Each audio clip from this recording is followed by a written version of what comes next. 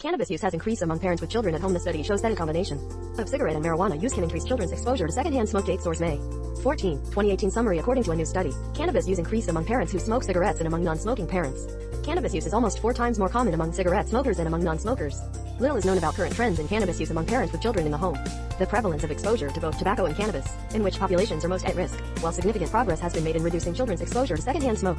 These efforts can be offset by increased cannabis use among parents of children living at home, said Dr. Renee Goodwin, a graduate student of the Department of Epidemiology at Mailman School of Public Health and the author. Cannabis use has increased among both smoking and non-smoking parents, according to a recent study by researchers at Columbia and New York University's Mailman School of Public Health. Cannabis used by parents with children at home. The study concluded that a combination of cigarette and marijuana use can increase children's exposure to secondhand smoke. Science Daily. Analysis of data from the 2015 National Survey on Drug Use and Health revealed that cannabis use among parents with children at home increased from 5 in 2002 to 7 in 2015, and cigarette use fell from 28 to 20 in recent months.